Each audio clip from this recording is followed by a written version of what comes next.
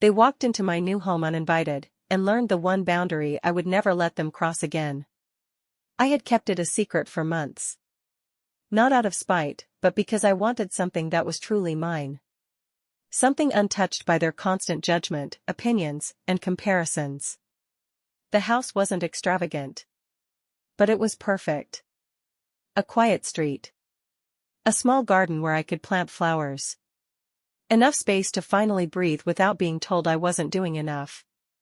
I signed the papers alone. Moved the furniture myself. Made every decision without calling anyone for approval. No advice, no commentary. No permission. That Saturday morning, I walked in with a cup of coffee, planning to unpack in peace. Then I heard voices. Laughter. Familiar. Unmistakable. My parents. My sister. I froze. My heart pounded as I stepped into the living room. They were already inside. My parents were walking through my front door as if they belonged there. My sister stood in the center of the room, smiling like she owned the place. "Surprise," she said brightly. "Didn't expect us, huh?" They looked around like inspectors. Commenting on walls. Discussing furniture, ignoring the fact that this was not their house. My hands clenched. For years, they had walked into my life the same way. Deciding what I should wear, pursue, become. And now they were doing it again. I felt the anger rise, sharp and hot. I had choices. I could scream. Call the police. Or I could let them feel comfortable, just long enough. I spoke calmly. "This is my house. You weren't invited." They stopped. Not offended. Surprised. Like I'd broken a rule I was never supposed to question. My sister laughed awkwardly. "Oh, relax. We're just visiting." "No," I said. "This is my space. I worked for it. I paid for it. And I won't tolerate trespassing. You need to leave." For the first time in years, they hesitated. And in that hesitation, I realized something had shifted. My parents whispered near the kitchen, glancing at me like they didn't recognize the person standing there. My sister didn't move. She dropped onto the couch, kicked off her shoes, and stretched out.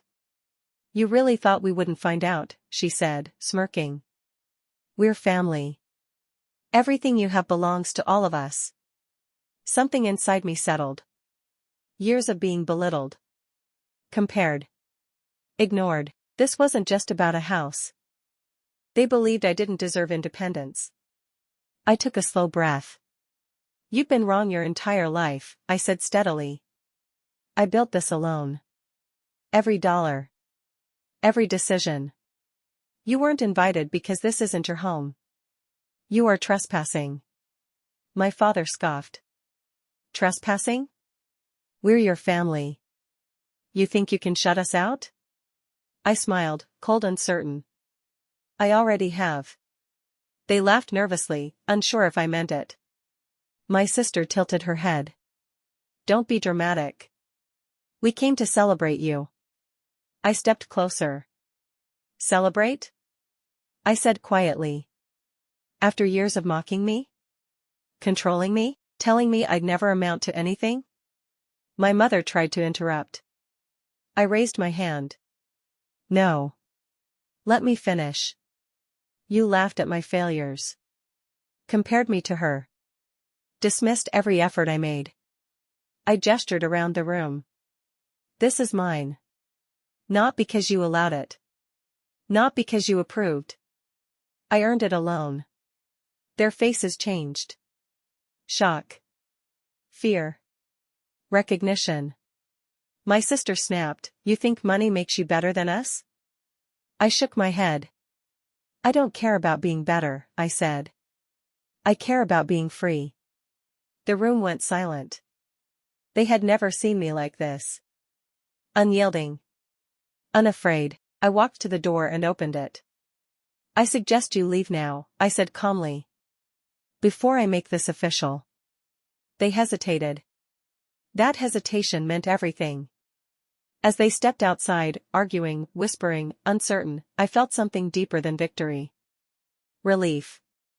The next morning, the house was quiet. Peaceful.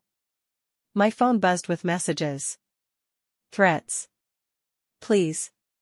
Demands. I ignored them. By afternoon, my parents drove past, pretending concern while panic flickered in their eyes. Neighbors noticed. Relatives whispered. The child they overlooked had drawn a line. Days later, my sister called again, this time asking for help. Bills. Favors. Assistance she assumed I owed. I paused. Then said calmly, I'll help when respect is mutual. Not before. The power shift was permanent. They had underestimated me for decades. And now they understood the cost. This house wasn't just a home. It was proof. My life. My rules. And a boundary they would never cross again.